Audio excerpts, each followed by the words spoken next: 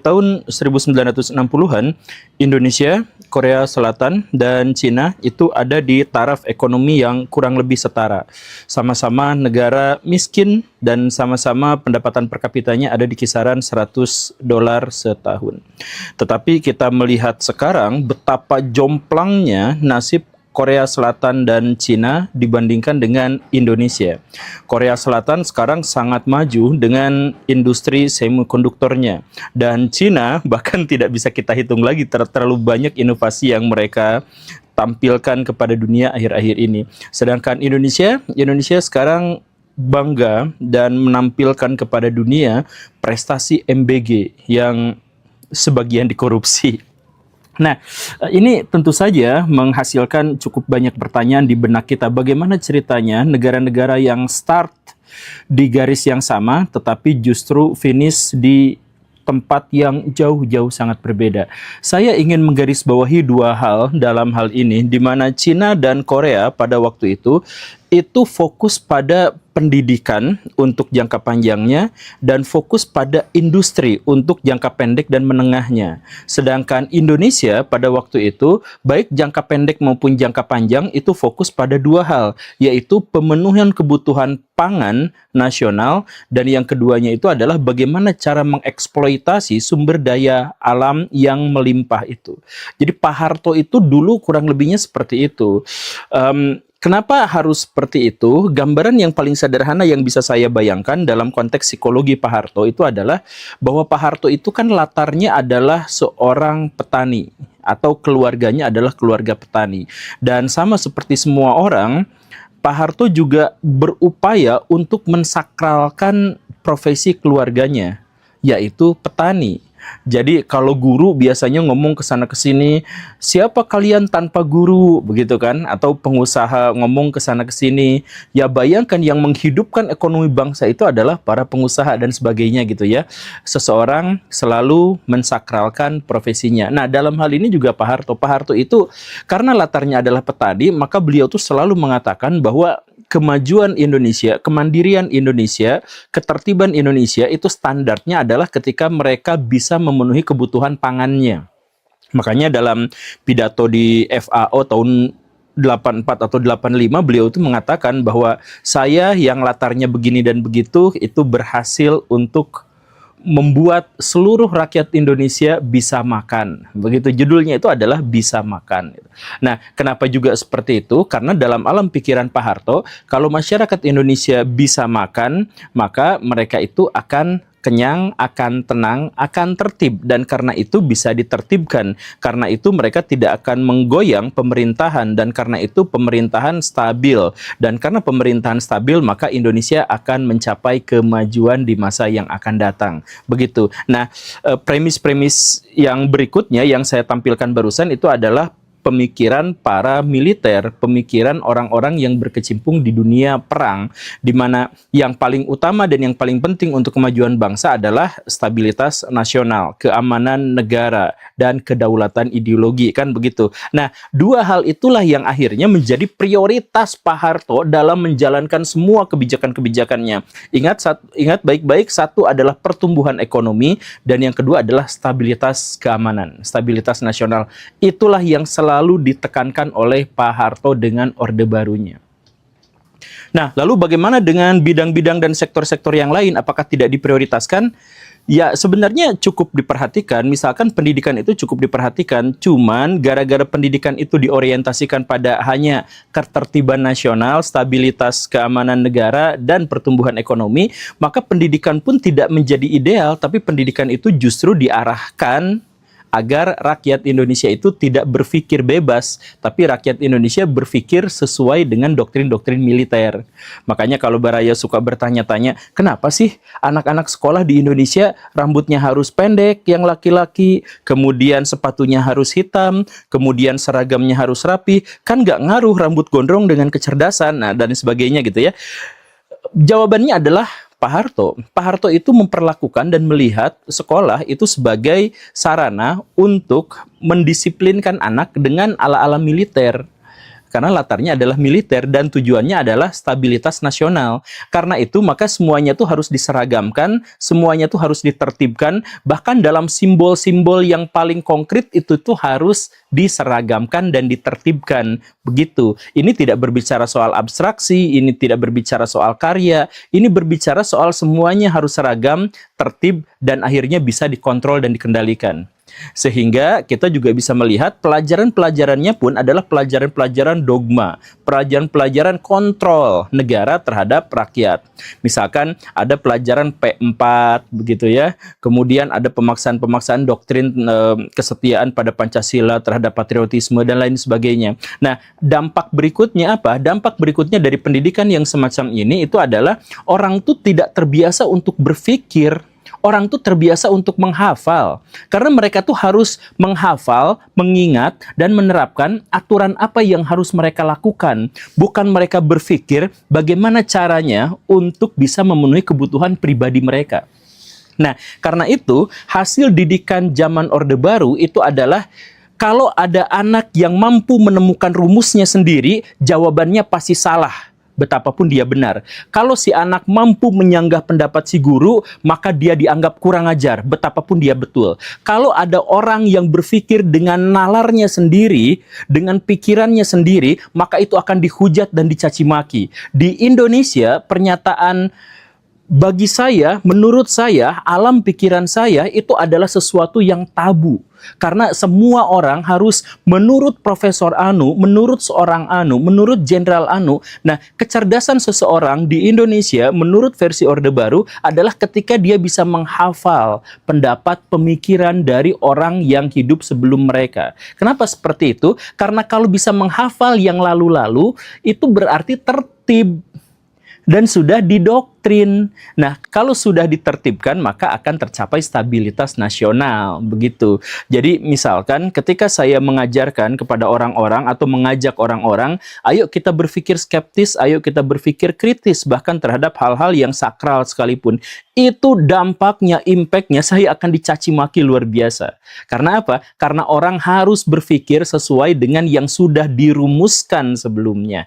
Nah, ini adalah hasil pendidikan era Orde Baru. Lalu apa dampaknya? Dampaknya menjadi bahkan lebih buruk lagi terhadap ekonomi Indonesia di zaman ini. Jadi kalau Baraya tadi bertanya-tanya kenapa Cina dan Korea ada di satu baris start yang sama, kemudian di akhir mereka melaju begitu jauhnya sedangkan Indonesia masih berkutat di MBG gratis atau sebenarnya berbayar. Maka alasannya adalah karena pendidikan kita tuh, saya mohon maaf, ngaco. Lah, kok pendidikannya ngaco? Saya buktikan dalam bentuk data, Baraya. Di Indonesia kita mengetahui bahwa sulit sekali untuk mendapatkan pekerjaan formal. Saking sulitnya, sektor-sektor formal di Indonesia itu paling jauh hanya bisa merekrut 2 juta karyawan saja. Bayangkan, seluruh sektor formal di Indonesia cuma bisa ngerekrut 2 juta karyawan. Yang ngelamar kerja tuh puluhan juta. Nah, begitu sulitnya. Jadi kalau mau dihitung-hitung dengan kalkulasi yang paling kasar, lapangan pekerjaan formal dibandingkan dengan yang membutuhkan itu hanya ada di kisaran 12,5% saja. Catat ya, artinya sisanya hidup di sektor-sektor informal atau menganggur sama sekali. Dan akhirnya miskin. Sebagian ya. Nah, tapi ada paradoks di Indonesia. Apa itu? Yaitu perusahaan-perusahaan, bos-bos besar, bos-bos kecil, HRD, pelaku UMKM dan sebagainya, itu sulitnya luar biasa untuk mendapatkan karyawan. Sekarang Baraya ngerti nggak paradoksnya? Yang nyari pekerjaan banyak, luar biasa banyak, jutaan jumlahnya, tetapi perusahaan-perusahaan yang membutuhkan karyawan itu juga banyak. Angkanya sampai 49%. Perusahaan-perusahaan di Indonesia kesulitan untuk mendapatkan pekerja. Paradoks kan? Nah, jawabannya apa coba? Jawabannya yaitu pendidikan kita gagal. Pendidikan kita itu menghasilkan orang yang tidak jujur, orang yang tidak berkompeten, dan orang yang tidak berdedikasi. Jadi alasan kenapa perusahaan-perusahaan itu sulit mendapatkan pekerja padahal pelamar begitu banyaknya. Pelamarnya banyak, tapi yang jujurnya sedikit, yang berdedikasinya sedikit, yang berkompetennya sedikit. Sekarang Baraya pernah nggak ya jadi bos, jadi HRD, jadi perusahaan gitu, jadi pemilik perusahaan, jadi pemilik KP gitu. Yang ngelamar kerja banyak, tapi begitu dites kejujuran, banyak yang nggak jujur. Banyak yang nggak bisa dipercaya untuk megang kas, misalkan. Banyak yang nggak bisa dipercaya untuk megang kasir. Banyak kan yang seperti itu. Nah, selain itu, Baraya juga bisa cek, misalkan, berapa banyak sebenarnya perusahaan-perusahaan di Indonesia yang membutuhkan karyawan, tetapi kesulitannya itu adalah letak pada kejujuran itu. Ya itu kan, itu masalahnya. Kemudian masalah dedikasi. Banyak di antara kita yang disuruh kerja sekian shift, malah jadi males, malah jadi pundung, malah jadi tidak mau bekerja lagi karenanya capek, lemah, letih, lesu, kurang bertenaga, tidak dikasih extra joss, dan lain sebagainya. Begitu. Dan ditambah lagi mereka tuh kurang kompetensi. Yaitu apa? Jujur saja, lulusan anak SMA itu belum bisa berhitung sampai 100 tuh mungkin di Indonesia. Mungkin di Indonesia. Dan kita semua sudah mengetahui itu kan. Lulusan jurusan fisika itu gak ngerti soal fisika, itu banyak di Indonesia. Lulusan teknik komputer, banyak yang gaptek soal komputer. Itu adalah hal yang biasa di Indonesia. Jadi kalau Baraya punya perusahaan, kemudian mencari ahli fisika, misalkan ya, sulitnya luar biasa. Yang ngelamarnya bisa ribuan, tapi yang ngerti fisika itu sedikit sekali. Bahkan kalau Baraya sekarang mengaku sukses, mengaku kaya, misal, saya juga ragu apakah Baraya mengira bahwa kesuksesan itu gara-gara ilmu-ilmu yang didapatkan di bangku sekolah. Kan nggak nyambung Baraya, nggak ada yang nyambung.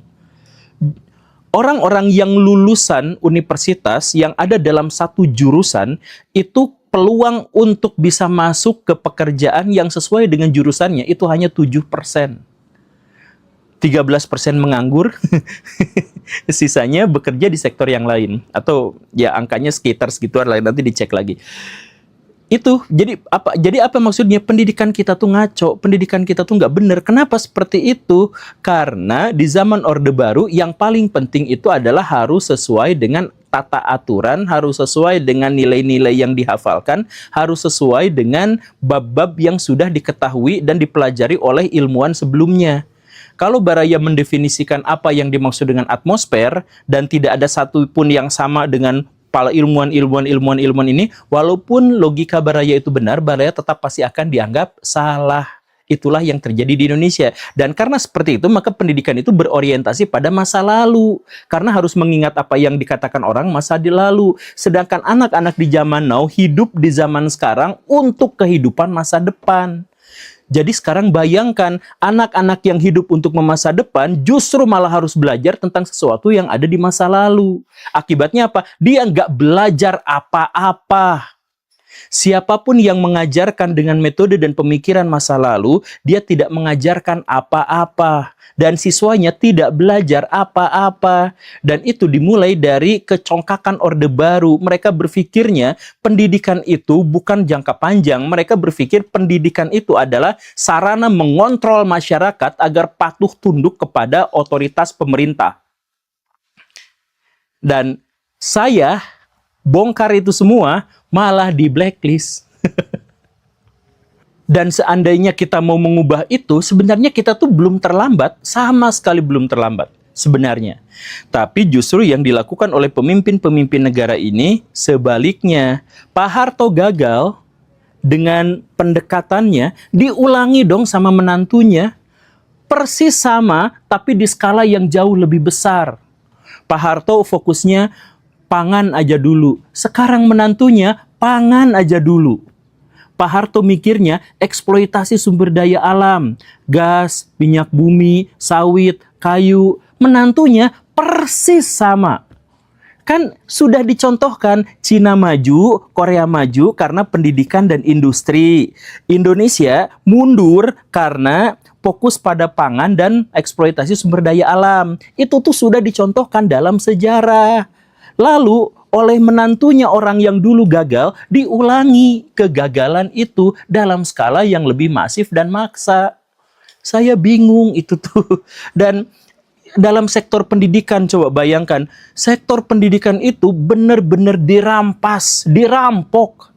Anggarannya hampir setengahnya itu digantikan, dialihkan untuk memberi makan orang-orang yang sudah cukup makan. Dan kemudian orang-orang yang sudah mengabdi puluhan tahun di sana tidak diprioritaskan. Justru orang-orang yang ngasih makan ini, nyuapin makan inilah yang diangkat jadi PNS, dimakmurkan dan sebagainya. Ini guru-guru dilecehkan, lembaga pendidikan dipermalukan. Bidang pendidikannya sama sekali tidak diprioritaskan. Semuanya adalah untuk stabilitas nasional dan ideologi bangsa. Jahat Baraya, dalam hal ini tuh jahat. Dan yang lebih pentingnya lagi adalah kenapa kok nggak mau ngambil pelajaran dari masa lalu gitu. Siapapun yang tidak mengambil pelajaran dari sejarah, dia dikutuk untuk mengulanginya. Coba lihat kemarin itu, Pak Menantu berpidato bahwa guru-guru nanti akan dikasih tambahan 2 juta sebulan. Sorak-sorai. Kapan itu dimulai? 2025. Sorak-sorai. Apa yang terjadi? Tidak ada yang terjadi. Tidak ada yang terjadi apa-apa. Kemudian ada klarifikasi berikutnya bahwa sebenarnya angka 2 juta sebulan itu maksudnya disesuaikan dengan kesanggupan anggaran. Kan ini luar biasa. MBG itu anggaran harus menyesuaikan dengannya, sedangkan pendidikan harus menyesuaikan dengan anggaran. Dilecehkannya luar biasa. Segala anggaran dipotong sana sini demi MBG, nah sisanya yang adalah kesanggupan anggaran itu diserahkan kepada janji terkait dengan pendidikan, terkait dengan guru-guru. Dan ketika Pak Menantu itu naikin status karyawan MBG jadi PNS, jadi P3K, ada ribuan jumlahnya. Ribuan guru-guru P3K di Indonesia OTW dipecat demi efisiensi. Guru. Jadi, dan ini guru-guru tuh nggak ada yang mau ngomong, nggak ada yang mau speak up, sembunyi-sembunyi aja, nggak ada yang mau gerak. Karena apa? Karena nggak punya daya tawar. Sekalinya ngomong ditekan sama kepala sekolah, kepala sekolahnya ditekan sama dinas, dinasnya ditekan sama yang lebih atas lagi, gitu aja terus-terusan. Nah, saya berbicara dalam hal ini karena teman-teman saya semuanya itu adalah guru, tetapi bukan hanya soal itu. Yang lebih pentingnya dari itu adalah bahwa pendidikan itu adalah untuk masa depan. Kalau kita mengikuti langkah yang salah yang dilakukan oleh mertua, ya, dan kita melihat sekarang dampaknya begitu buruknya, maka bayangkan apa yang akan terjadi di masa depan. Tapi ya inilah, guru-guru dilecehkan, pendidikan juga diabaikan. Tapi saya udah kehilangan kata-kata sebenarnya dalam hal ini. Saya cuma pengen bercerita tentang sejarah. Pak Menantu, saya punya cerita sejarah valid ya. Dulu di Nusantara kuno tuh ada seorang raja namanya Kertajaya. Dia tuh hebat. Dia tuh dieluk-elukan, bahkan oleh kekaisaran Cina itu disebut sebagai kekaisaran yang dikuasai sama raja itu adalah kekaisaran yang paling besar di dunia setelah Cina dan kekaisaran Arab gitu. Gede sekali yang di Jawa itu. Nah, tetapi rajanya itu tiba-tiba songong dan kemudian dia melecehkan guru, dia melecehkan para pemuka, dia menjelekkan para tetua. Dan akhirnya apa? Para guru, pada tetua itu diusir dari kerajaannya. Tak lama setelah itu, rakyat memberontak. Dan raja yang dimaksud itu digulingkan dengan cara yang paling menyakitkan. Raja itu namanya Kertajaya. Jadi silahkan Baraya cek sumber sejarahnya. Beberapa waktu yang lalu saya diundang di sebuah kampus untuk menjadi seorang pembicara di hadapan banyak sekali mahasiswa. Dan di hadapan mahasiswa-mahasiswa itu saya mengajukan pertanyaan yang sangat sederhana. Tolong ajukan tangan siapa di antara kalian yang merasa bahwa hidup kalian itu berbahagia. Dan kebanyakan di antara mereka menjawab berbahagia. Mereka mengacungkan tangannya, sebagian bahkan dengan sangat tinggi. Tetapi kemudian saya langsung sangkal bahwa kalian semua tidak berbahagia. Kalian justru menghadapi sebuah dilema di mana kalian tidak tahu apa itu kebahagiaan. Makanya ketika kalian tidak bahagia tetapi kalian ditanya tentang kebahagiaan, kalian mengaku bahwa diri kalian itu berbahagia. Saya langsung mengajukan argumentasinya bahwa apakah yang saya akan ceritakan berikut ini pernah kalian alami? Dulu saya bertemu dengan seorang anak kecil. Anak kecil itu sebenarnya sangat bahagia, sangat antusias, penuh imajinasi, penuh idealisme, penuh gagasan, penuh cerita dan narasi. Tetapi masalahnya adalah dia bertemu dan dibesarkan dengan orang tua yang salah. Waktu kecil, di usia 3 sampai 5 tahun, dia mengajukan pertanyaan sampai 300 kali dalam satu hari. Dan itu kebanyakan diajukan kepada orang tuanya. Tetapi apa yang dilakukan oleh orang tuanya? Satu, tidak merespon. Dua, merespon dengan sesuatu yang buruk. Anak nanya ini, kenapa matahari bersinar? Kenapa ada gunung warnanya biru, sedangkan kalau dari dekat ternyata menjadi warna hijau?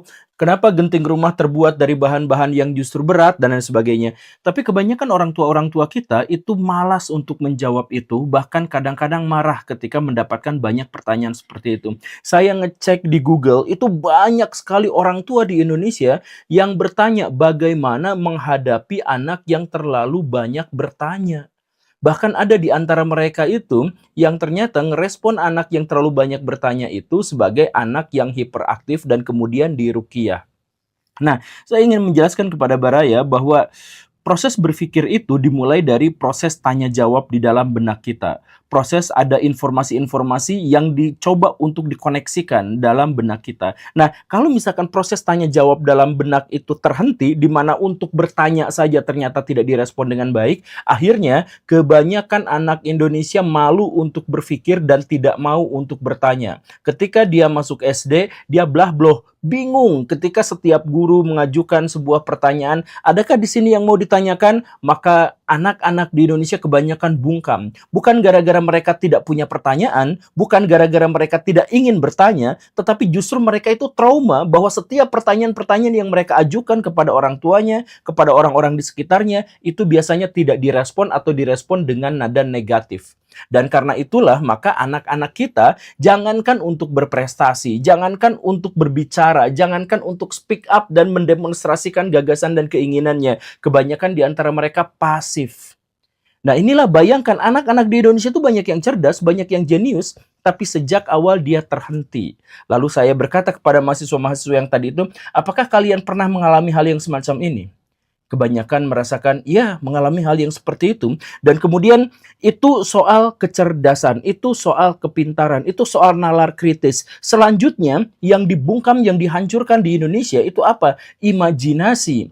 Anak-anak itu penuh sekali otaknya itu dengan berbagai warna, berbagai rasa, berbagai imajinasi, bahkan fantasi mereka dengan realitas mereka itu terhubung, tercampur satu sama lain sehingga kadang-kadang di antara mereka tuh tidak tahu mana fakta, mana imajinasi. Jadi mereka sering menggambarkan ada harimau yang berukuran kecil, ada Ultraman benar-benar nyata. Mereka tidak bisa memilah mana fantasi dengan mana fakta. Saking besarnya imajinasi mereka. Dan itu sebenarnya adalah sesuatu yang positif. Itu adalah karakteristik otak yang sedang tumbuh kembang menuju otak yang masa depan akan menjadi sangat cerdas, akan menjadi sangat jenius. Tetapi potensi itu pun kebanyakan orang tua kita, kebanyakan guru-guru kita itu membantainya.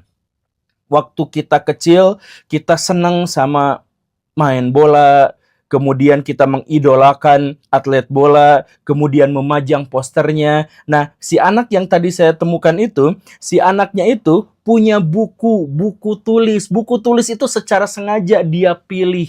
Lionel Messi, timnas Argentina, karena dia mengidolakan tokoh-tokoh itu. Disimpan menjadi sampul bukunya, itu adalah kesenangannya. Tetapi hari pertama dia sekolah, gurunya langsung menegur, kamu bukunya tidak rapih, tolong disampul dengan sampul warna coklat yang tulisannya Pancasila, begini dan begitu. Inilah kehancuran imajinasi anak kita itu dari kecil tuh udah dibunuh. Yang warna-warni, yang begitu mencolok, yang begitu menghidupkan fantasi, itu harus ditutup dengan warna coklat. Sudah selesai sampai di situ? Belum. Penghancuran imajinasi anak-anak kita itu belum selesai sampai di situ. Ketika si anak curi-curi pikiran, si anak curi-curi waktu, menggambar apa yang dia senangi itu, di buku tulisnya ditegur juga. Dengan alasan kamu harus menulis. Kamu harus menuliskan apa yang ibu diktekan. Kamu harus menulis di buku tulis. Nanti kalau mau menggambar, silahkan menggambar 1 jam pelajaran dalam 1 minggu. Itu waktu SD itu kan begitu. Akhirnya apa? Si anak itu tuh udah menalar kritisnya dibantai, udah pikiran liarnya dibungkam, kemudian dia punya fantasi, dia punya imajinasi, itu dihentikan. Lalu akhirnya apa? Bengong. Dia punya apa lagi? Oke, dia punya potensi, dia punya bakat, dia punya minat, dia punya keinginan. Si anak kecil itu bakat minatnya apa? Bakat minatnya itu adalah main bola. Ketika kelas 1, kelas 2, kelas 3 SD dia rajin sekali main bola, dia langsung mencetak begitu banyak gol untuk timnya. Baik itu tim yang dibentuk secara seadanya maupun dalam perlombaan-perlombaan. Tetapi pada akhirnya itu ketahuan sama orang tuanya, ketahuan sama guru-gurunya. Satu waktu orang tuanya ditelepon sama gurunya. Ini anak tuh sebenarnya kurang ya pas pelajaran ini dan pelajaran itu. Kayaknya sih ini terlalu banyak main. Dan akhirnya apa? Si anak itu yang awalnya konsisten berlatih main bola, main futsal bersama teman-temannya, dihentikan juga. Kamu kenapa gini terus? Nilai kamu jadi jelek. Jadi pelajaran olahraga, pelajaran bersosialisasi, pelajaran main bola di mana dia mengasah bakat minat dan potensinya itu dipagari juga. Mulai sekarang ibu masukin kamu ke les-lesan. Les ini, les ini, les ini biar nilainya nanti tinggi-tinggi. Akhirnya dia tidak bisa lagi mengembangkan bakat minat dan potensinya. Sekarang Baraya bayangkan Baraya hidup cuma 1 kali dan Baraya hidup seperti anak itu. Baraya cerdas, pikiran Baraya hebat, lalu dihentikan, tidak boleh bertanya. Baraya punya imajinasi, Baraya punya fantasi, lalu dihentikan, semuanya harus dicatat. Baraya punya keinginan untuk jadi atlet besar di masa depan, Baraya punya potensi di situ, itu juga dihentikan. Itulah nasib dari sebagian besar anak-anak di Indonesia. Ketika si anak yang tadi saya ceritakan itu pindah dari SD ke SMP, dia menemukan sesuatu yang lebih aneh lagi. Dia itu adalah orang yang rajin. Dia itu adalah orang yang jujur. 1 kali datang bimbel ke SMP-nya. Si bimbel itu menawarkan, kalau ikut bimbel pelajaran di kami, nanti nilai ulangan itu bakal bagus-bagus. Silahkan tes nanti. Ternyata si bimbel itu udah kong kali kong dengan wali kelas. Jadi pas mau ngadain ulangan, yang bikin soal ulangannya itu adalah bimbel itu. Kemudian untuk anak-anak yang ikut gabung ke dalam bimbel itu tuh udah dikasih bocoran. Sehingga apa? Pas ulangan dibagikan, hanya anak-anak yang bimbel itulah yang nilainya bagus. Si anak saya yang saya ceritakan tadi itu, dia tidak ikut bimbel, tapi dia melihat adanya kecurangan itu, adanya bocoran soal di situ. Jadi dia lapor kepada wali kelasnya, Bu, soalnya bocor. Ini dibocorinnya sama ibu bimbel begini dan begitu. Satu hal yang luar biasa yang terjadi di Indonesia dan menjadi fenomena busuk di Indonesia, itu adalah kalau ada anak yang jujur, dia yang dibully. Dia yang dipersekusi.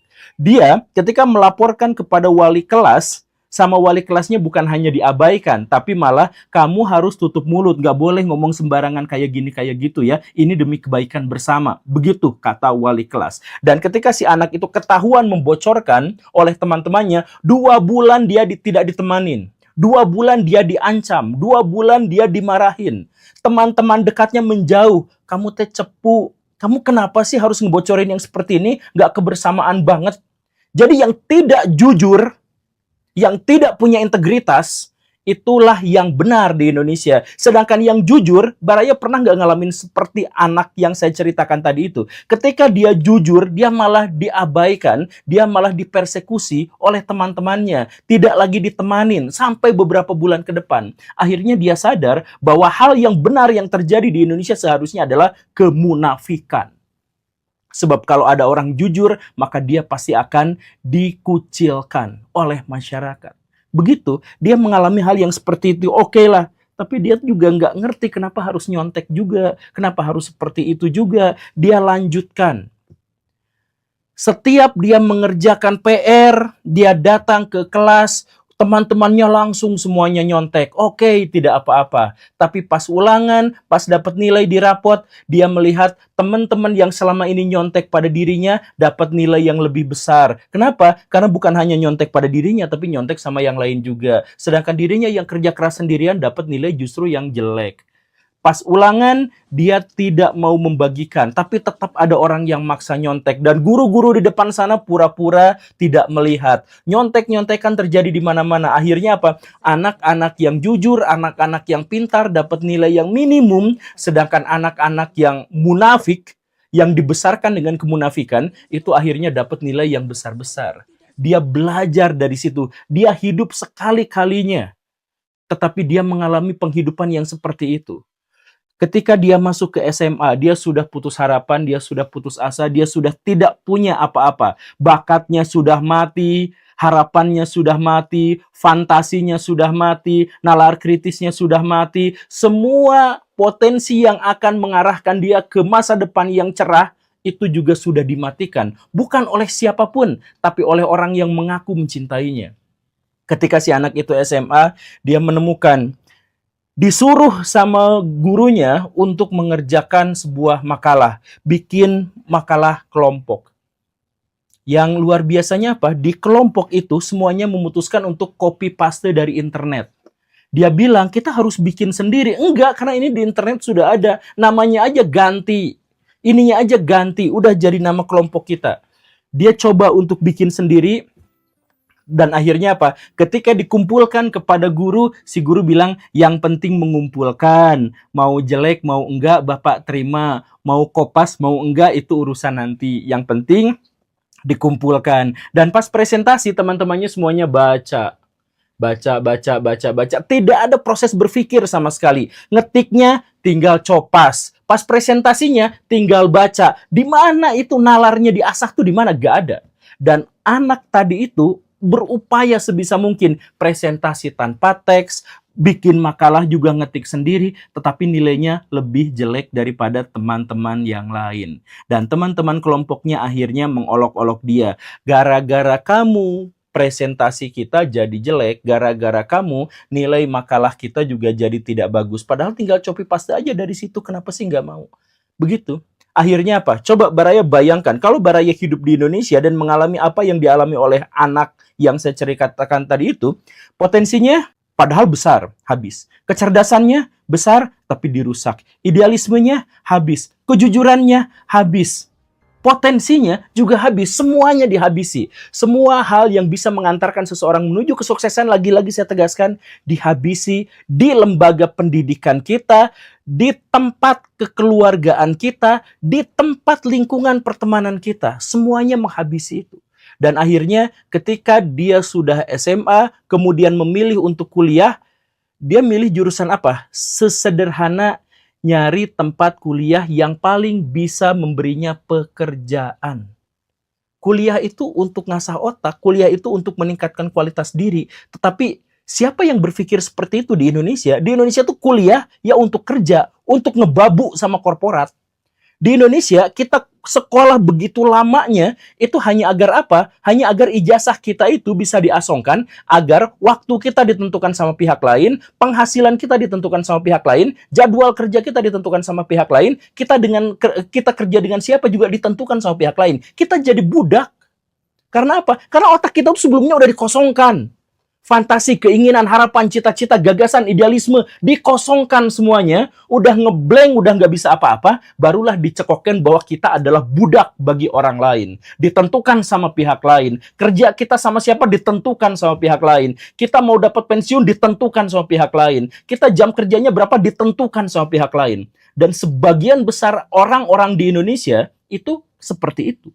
Jadi semua bakat minat potensinya dihabisi dulu, setelah itu dimasukin, dia diperbudak, dia dipaksa untuk menjadi budak.